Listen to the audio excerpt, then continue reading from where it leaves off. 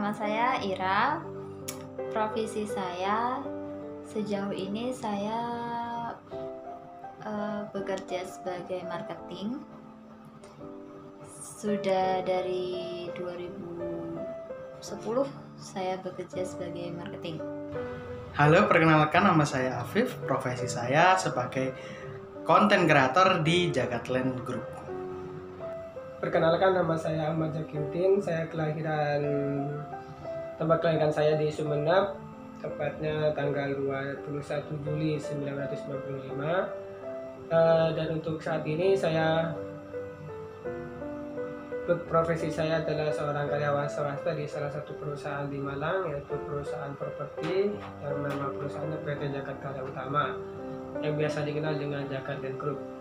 Ceritakan siapa Anda dan apa profesi Anda saat ini. Aku Virgi Safriana Siswanto, teman-teman biasa manggilnya Virgi. Aku di sini sebagai Corporate Secretary Officer. Saya Rika, saya di sini sebagai admin finance. Nama saya Aldian, posisi saya sebagai OB di PT Jagat Utama. Saya Firman Walamsa, saya umur 28, kelahiran 95. Profesi saya saat ini HR generalis di PT Jagat Karya Utama. Saya Andi, saat ini profesi sebagai karyawan PT Jagat di CS. Assalamualaikum warahmatullahi wabarakatuh. Perkenalkan, saya Bagus. Saya bekerja di PT Jagatland Jagat Karya Utama. Saya di sini sebagai customer service dan juga double job di departemen marketing. Ibuku itu wanita yang tangguh, bekerja keras, selalu memberikan yang terbaik untuk saya dan juga adik-adik saya. Kebetulan saya anak pertama. Banyak hal yang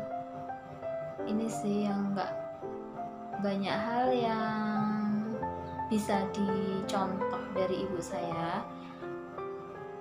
Beliau sangat bekerja keras untuk membiayai saya waktu saya sekolah. Ibu saya seorang single parent yang membesarkan sendirian mulai dari saya SMP sampai sekarang. Untuk tepat di hari ibu ini, saya ingin menyampaikan atau menceritakan tentang sosok ibu saya, yang mana ibu saya adalah bagi saya orang yang kuat, orang yang mampu menjaga keutuhan keluarganya dengan baik. Meskipun pada saat ini, atau lebih tepatnya sejak tahun 2015 itu, ibu saya ditinggal oleh bapak saya, meninggal lebih tepatnya. Dan sampai sekarang ini ibu saya tidak menikah lagi, nggak setia kepada suaminya dan menghormati keluarganya. Bagi saya, ibu saya itu adalah orang yang kuat, orang yang tidak gampang berkeluh kesah, tidak mudah menyerah, tidak mudah untuk menyerah terhadap kenyataan, terhadap apa yang dia hadapi. Selama ini sejak tahun 2015 sampai sekarang ini, ibu saya selalu memberikan dukungan motivasi, baik secara materi dan maupun imateri. Karena pada waktu 2015 itu saya masih sebagai mahasiswa di salah satu kampus di Malang, yang membiayai selama saya kuliah dari 2015 sampai 2017 itu adalah ibu saya. Bagi saya, ibu saya adalah orang tua yang sangat berharga, orang tua yang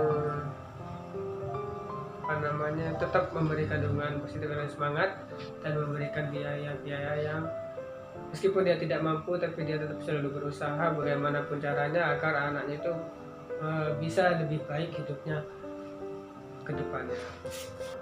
The best friend I ever had. Sosok ibu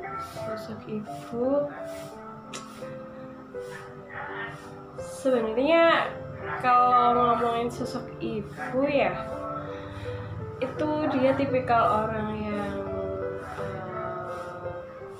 keras kepala, sedikit galak, ketus aja sih, tapi humble banget sih sama semua orang, baik pasti ya kan. Terus dia tuh disiplin, keren deh pokoknya. Superman, Wonder Woman, kerja keras dan berkemauan tinggi. Itu ibu saya. Sosok ibu saya ya selalu penyayang pada anaknya dan selalu memperhatikan keadaan anaknya, dan saya banyak terima kasih pada ibu yang selalu penyayang pada saya. Ibu itu bisa dibilang orang yang sangat berjasa, pastilah orang mesti berjasa. Ibu seorang fighter, seorang pejuang, meskipun beliau harus berjuang sendiri selama mungkin mulai 2005 ketika ayah meninggal. Jadi ibu benar-benar berjuang sendiri untuk menghidupi 3 orang anak yang semuanya masih sekolah, dan adik-adik saya pun juga masih sangat kecil waktu itu. Dan ya seorang ibu juga bisa menggantikan seorang ayah yang orangnya sangat tegas, meskipun tegas tapi orangnya juga humoris, jadi orangnya lebih ke santai sih sebetulnya. Ibu saya itu sosok yang kuat karena single parent mulai saya masih SD kelas berapa ya? 5. Ibu, kalau dari saya pribadi, ibu adalah sosok yang sangat-sangat kuat ya, karena saya di background keluarga yang broken home. Jadi saya rasa mulai dari SD, SMP, SMA, kuliah hingga sekarang pun setelah saya menikah, saya masih merasakan bahwa ibu atau mamaku adalah sosok yang benar-benar kuat, mandiri, dan juga ibu adalah sosok yang paling sabar kalau menurut saya. Kebetulan saya tinggalnya satu kompleks sama ibu, berbeda blok aja, jadi saya setiap hari berjumpa sama ibu, berkomunikasi juga sama ibu. Bahkan tadi pagi juga saya masih berkomunikasi sama beliau. Jujur saya tidak bisa kalau tanpa beliau. Jadi meskipun sudah menikah, sudah punya keluarga, sudah punya anak, saya masih banyak bergantung sama beliau. Terakhir berjumpa sama ibu yaitu minggu lalu, karena setiap hari Minggu saya akan pulang kampung ke tempat saya berada, dan biasanya kita saling ngobrol atau enggak saling bersih-bersih di rumah bersama-sama. Kalau terakhir ketemu, kebetulan 1 minggu ini sudah pernah ketemu sama ibu saya. Kalau di luar itu, kalau misalkan setiap Idul Fitri itu, Lebaran hari raya Idul Fitri itu saya pulang ke Madura. Terus kalau hari-harinya mungkin ya bicara lewat telepon atau video call untuk melepas kangen atau cerita atau berbagi sharing-sharing tentang kehidupan saya maupun ibu saya seperti itu. Tadi pagi sih waktu nitipin anak ya sama ibu saya manggilnya mama sih, sama aja kan ya. Waktu mau berangkat tadi ya cuman komunikasi sekedar say hi, nitip anak, ngomong yang perlu aja, kemudian ya cepet-cepet berangkat kerja karena takutnya juga terlalu siang ya. Saya berkomunikasi pada ibu setiap hari. Ibu terakhir berjumpa jelas tadi pagi, karena di pagi masih ketemu ya. Tiap hari masih tinggal bersama karena saya juga belum menikah, juga masih satu rumah. Terakhir berjumpa ibu mungkin waktu sakit itu ya, soalnya waktu beliau meninggal kebetulan saya tidak berada di rumah sakit. Ya kalau ketemu ibu tiap minggu ya, jadi berhubung ibu saya ada di Malang, saya juga di Malang, jadi tiap minggu saya ketemu ibu dan komunikasi sih. Kalau sama ibu lebih sering, kan memang saya orangnya suka bercanda ya, jadi sama ibu itu sering-sering bercanda lah, karena ibu juga orangnya dalam tanda kutip emosian, jadi saya selalu, kalau bahasa Jawanya itu jarak ya, ndablek atau ya intinya saya sering godain ibu lah biar dia have fun terus, ceria terus kayak gitu.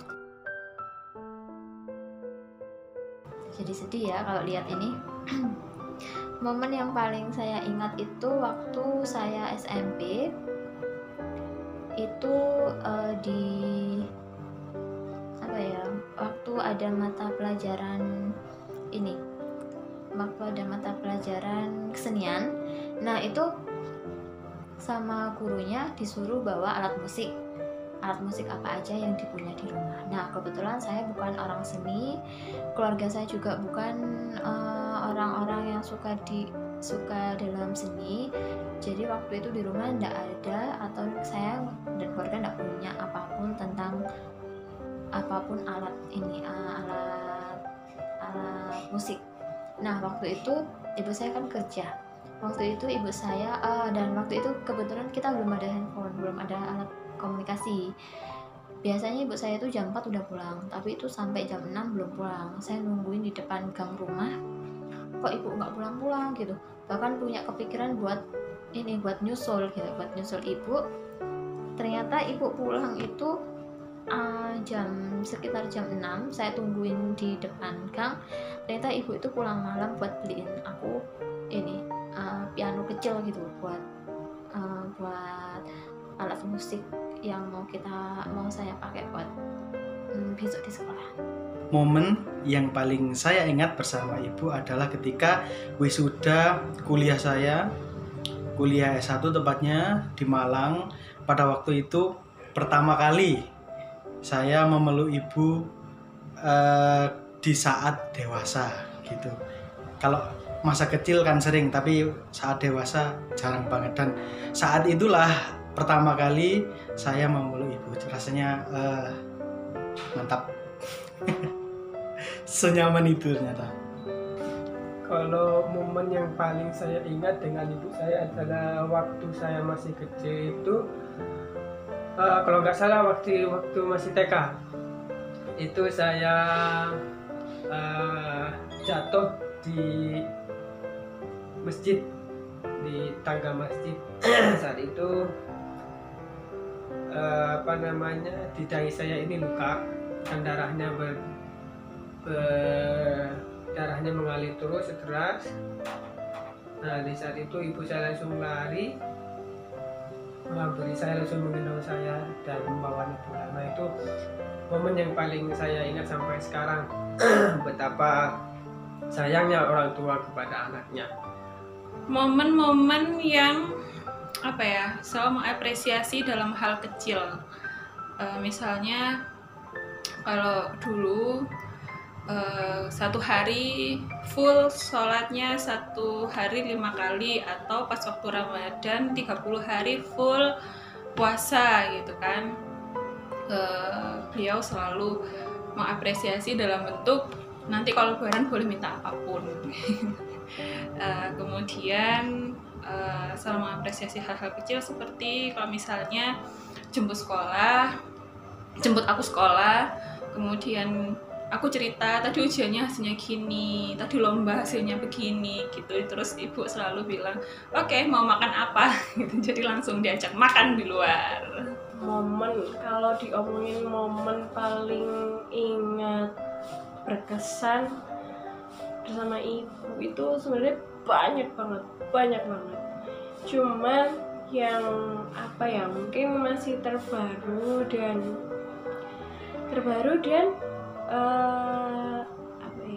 masih paling kena banget tuh waktu momen lahiran, waktu momen ketika sudah punya baby tuh makin berasa sosok ibu itu bagaimana buat kita.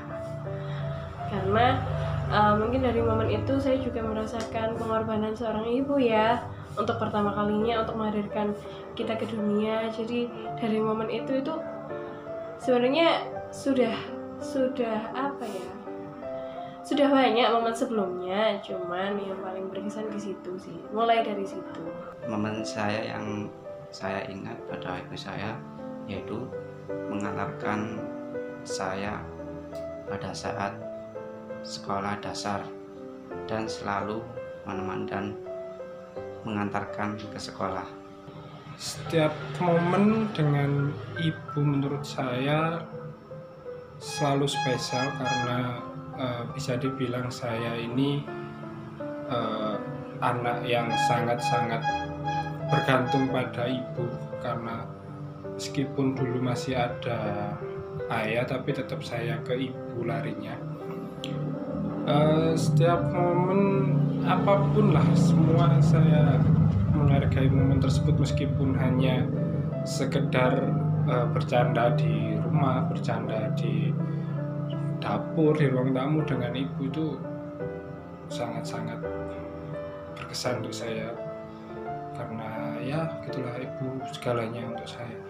Momen sih banyak ya, terutama ketika dia menjalankan perannya sebagai ibu di rumah. Beliau itu ibu yang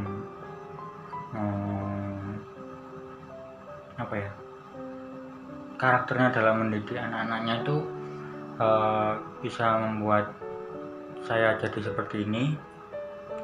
Mungkin lebih bisa menghargai orang lain, terus nggak menganggap remeh orang lain. Momen yang paling aku ingat sama ibu itu pas waktu, banyak sih sebenarnya, cuma momen yang paling aku ingat pas waktu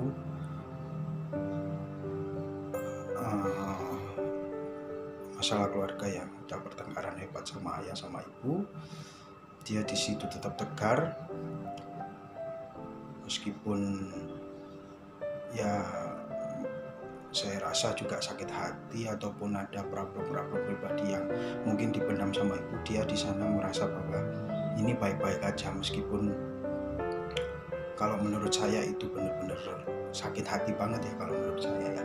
Lalu momen yang paling saya kenang secara pribadi itu pas waktu aku minta sepatu bola, tapi ibu bilang bahwa belum ada rezeki untuk membeli sepatu bola, dan akhirnya saya ngambek.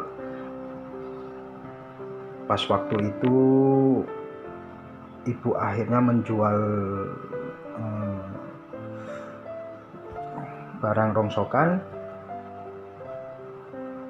membelikan sepatu itu di comboran sekitar ya 25.000 30.000. Yang intinya pesannya di kardus itu bilang bahwa tetap semangat, kalau masalah fasilitasnya biar ibu sama ayah yang mikir, kamu fokus sama hobimu atau kesukaanmu, Le, seperti itu bilangnya. Bu, aku tuh sayang banget sama ibu. Aku tuh kayak nggak bisa gitu kalau nggak ada ibu. Meskipun aku udah punya suami, udah punya anak, aku nggak bisa bayangin kalau aku nggak ada ibu. Hidupku dari kecil sampai sekarang tergantung sama ibu. Aku minta maaf banget, sering ngomong kasar, sering marah-marah.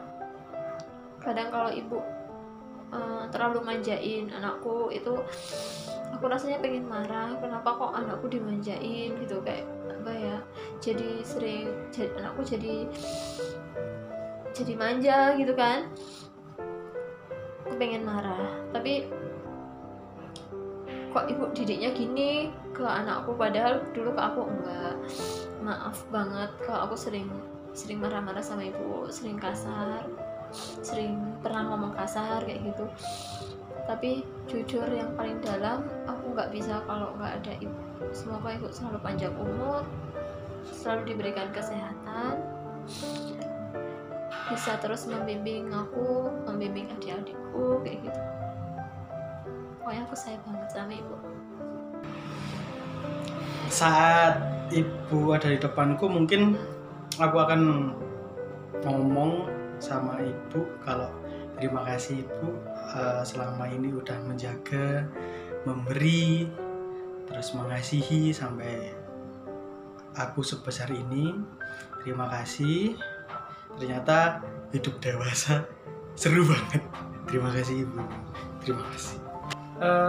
Andai saat ini di depan saya ada ibu saya, mungkin saya akan memeluknya, minta maaf kepadanya kalau misalkan pada saat ini masih belum bisa memberikan yang terbaik, belum bisa memberikan hal-hal yang dapat membanggakan dirinya, karena saya tahu betul betapa beratnya seorang ibu yang mengandung selama 9 bulan dan setelah melahirkan habis itu masih merawat sampai betul-betul anaknya tersebut betul-betul bisa mengandalkan diri sendiri. Itu mungkin saya akan melakukan itu, minta maaf kepadanya, terus selain itu mungkin minta doa agar apa yang dicita-citakan keluarga kita, keluarga kami semuanya bisa dikabulkan. Dan mungkin satu yang ingin saya sampaikan, untuk pekerjaan, kan saat ini ibu saya masih melakukan tani, pekerjaan taninya, mungkin saya akan mengatakan berhenti bertani karena sudah tua, fokuslah pada kesehatan dan berbanyak ibadah saja, seperti itu. Ya, karena aku sekarang sudah menjadi seorang ibu, I'm so feel you. So I will say thank you for being my mom. I'm so grateful having you. Terima kasih untuk semuanya. Maaf kalau aku masih seperti ini. And then semoga lebih taat akan Allah Subhanahu wa Ta'ala. Jangan capek-capek terus membersamai anak-anaknya untuk lebih dekat lagi dengan Allah. Once again, for the last, I just wanna say I love you so much. Andai mama ada di depanku saat ini, mama, terima kasih sudah merawatku dari kecil hingga sebesar ini. Terima kasih juga atas semua kasih sayang, waktu, pengorbanan, dan segala sesuatu yang telah diusahakan, yang sudah diberikan kepada saya hingga saya sampai sebesar ini, sampai mempunyai anak. Tapi tanganmu tidak pernah capek untuk membantu saya. Terima kasih juga sampai saat ini Mama masih bisa membantuku untuk merawat anakku. Tetaplah panjang umur, sehat selalu, rezeki lancar dan barokah, sampai nanti aku serta anakku dan keluarga kecilku bisa berdiri sendiri di kakiku. Terima kasih Mama, I love you so. Andaikan ibu saya ada di depan saya banyak terima kasih, dan saya akan selalu mengingat semua yang telah diberikan pada saya. Di satu kesempatan pingin rasanya sih, tapi mungkin lebih kebentur ke gengsi, mungkin malu, mungkin itu yang dirasakan semua anak sih sepertinya. Apalagi sudah dewasa seperti ini, kita sangat mungkin gengsi dan malu untuk mengucapkan terima kasih. Pingin berterima kasih, meluk cium ibu itu pasti. Yang banyak yang saya katakan adalah terima kasih untuk ibu karena sudah membesarkan saya, sudah sabar dengan kelakuan saya dan adik-adik saya, sudah berjuang sampai detik ini, sudah sangat-sangat mati-matian menghidupi kami, hingga akhirnya kami pun sekarang semua sudah bekerja. Dan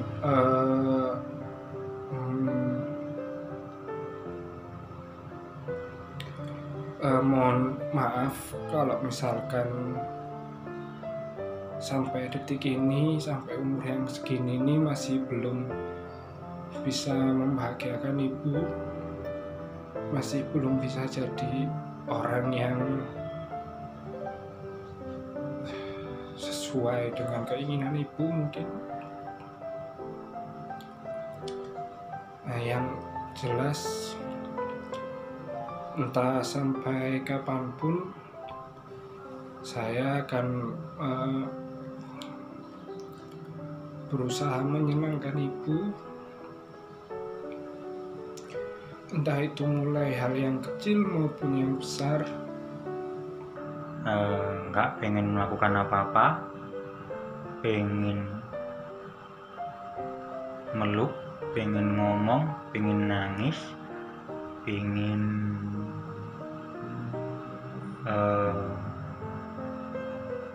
mengenalkan cucunya kepada ibu. Itu sih mungkin yang bisa saya sampaikan. Yang aku pengen lakukan, orang tuaku itu, aku itu nyaman banget sama ibu ya.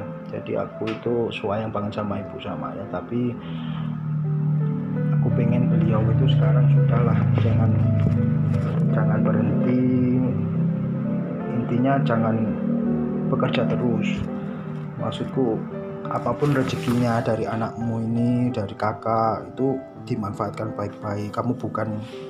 Sekarang kamu bukan pemikir untuk waktunya jadi pemikir. Jadi aku pengen ibu yang sekarang itu menjadi ibu yang santai, yang rileks. Mikirnya itu jangan terlalu dalam karena faktor usia. Aku gak mau kehilangan ibu sama bapak. Dan yang pengen aku lakukan mungkin minta maaf yang sebesar-besarnya sama ibu. Minta maaf yang sebesar-besarnya karena sampai sekarang pun aku belum bisa menyenangkan ibu sama bapak. Belum bisa membuat bahagia ibu sama bapak. Dan intinya mohon maaf yang sebesar-besarnya, di usiamu yang sekarang ini belum sepenuhnya aku bisa membahagiakanmu, dan semoga nanti kelak doakan anakmu ini untuk selalu bisa membahagiakanmu, entah itu di dunia ataupun nanti di akhirat. Seperti itu.